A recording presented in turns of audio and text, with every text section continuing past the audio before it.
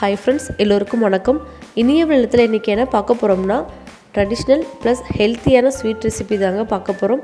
வாங்க ஃப்ரெண்ட்ஸ், வீடியோக்குள்ளே போகலாம். வீடியோக்குள்ளே போகிறதுக்கு முன்னாடி நீங்கள் நம்ம சேனலில் ஃபஸ்ட் டைம் பார்க்குறீங்கன்னா சப்ஸ்கிரைப் பண்ண மறக்காதீங்க. கூடவே இருக்க பெல் சிம்பிளை கிளிக் பண்ணி ஆல் கொடுங்க. அப்போ தான் நான் வீடியோஸ் அப்டேட் பண்ண நோட்டிஃபிகேஷன் வரும், நீங்கள் உடனே பார்க்கலாம். இந்த ஸ்வீட் ரெசிபியோட நேம் என்னென்னு பார்த்தீங்கன்னா உக்காளி. இதுக்கு தேவையான பொருட்கள் என்னென்னு பார்க்கலாம். இதுக்கு நான் 1 கப் அளவுக்கு சாப்பாட்டு அரிசி எடுத்திருக்கேன். நீங்கள் எந்த அரிசி சாப்பாடு வடிக்க யூஸ் பண்ணுவீங்களோ அதே அரிசி எடுத்துக்கலாம். அதே கப்பில் 1/2 கப் அளவுக்கு துவரம்பருப்பு எடுத்திருக்கேன்.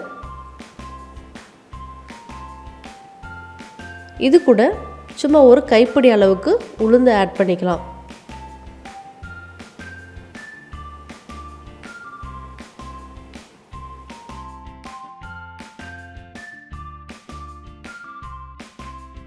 இப்போது இதை 2லேருந்து 3 டைம் நல்லா தண்ணியில் அலசிட்டு ஒரு 4 மணி நேரம் ஊற வைக்கலாம்.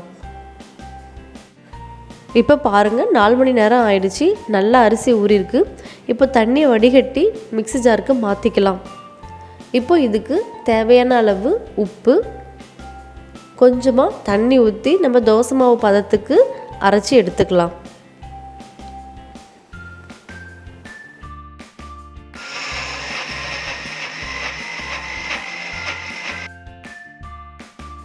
இப்போ பாருங்கள், இந்த அளவுக்கு நல்லா நைஸாக அரைச்சி எடுத்தாச்சு. அடுப்பில் ஒரு கடாயை வச்சுட்டு தேவையான அளவு எண்ணெய் ஊற்றிக்கலாம். இந்த ஸ்வீட் ரெசிபி பார்த்திங்கன்னா எண்ணெயிலே தான் நம்ம வதக்க போகிறோம். ஸோ இதுக்கு ஒரு 2 குழிக்கரண்டி அளவுக்கு எண்ணெய் தேவைப்படும்.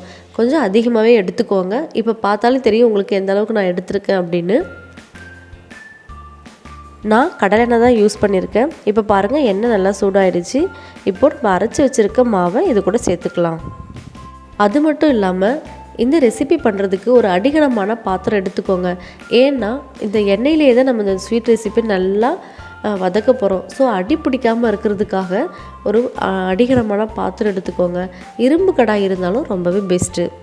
இப்போது நீங்கள் கையை எடுக்காமல் நல்லா கிளறி விட்டுட்டே இருங்க. அப்போ தான் அடி பிடிக்காது. இது வேகிறதுக்கு ஒரு 1/4 மணி நேரம் டைம் எடுக்கும். ஸோ நீங்கள் கையை எடுக்காமல் நல்லா கிளறி விட்டுட்டே இருங்க. இப்போது பாதி அளவுக்கு வெந்திருக்கு. இந்த ஸ்டேஜில் ஏலக்காவை பொடி பண்ணி வச்சுருக்கேன், அதை சேர்த்துக்கலாம். இப்போ இது நல்லா கிளறி விடுங்க. அடி பிடிச்சிடக்கூடாது, நல்லா கிளறி விட்டுட்டே இருங்க. இப்போது 2 ஸ்பூன் தேங்காய் துருவலை நான் இது கூட சேர்த்துக்கிறேன். இப்போ இது எல்லாத்தையும் நல்லா மிக்ஸ் பண்ணி விடுங்க.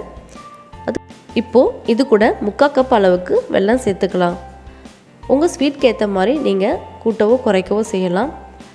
வெல்லம் பார்த்திங்கன்னா கடைசியாக தான் நான் சேர்க்குறேன். ஏன்னா ஃபஸ்ட்டு சேர்த்தா அந்த அளவுக்கு மாவு வேகாது, ரொம்பவே டைம் எடுக்கும்.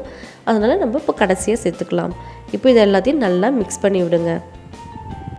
எங்கள் ஊர் சைடில், அதாவது சேலம் கள்ளக்குறிச்சி சைடில் பார்த்திங்கன்னா புதுசாக கல்யாணம் ஆகி வர தம்பதிகளுக்கு விருந்து கொடுக்குறப்போ முதல்ல கொடுக்குறது இந்த ஸ்வீட் தாங்க.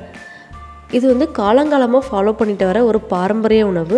அது மட்டும் இல்லாமல் இது ஒரு ஹெல்த்தியான ரெசிபியும் கூட. நம்ம வீட்டில் இருக்கக்கூடிய பொருளை வச்சு ரொம்பவும் ஈஸியாக இந்த ஸ்வீட்டை பண்ணிடலாம். அவ்வளோதான், நம்மளுடைய உக்காளி ரெசிபி ரெடி ஆகிடுச்சு. ரொம்பவே நல்லா வந்திருக்கு.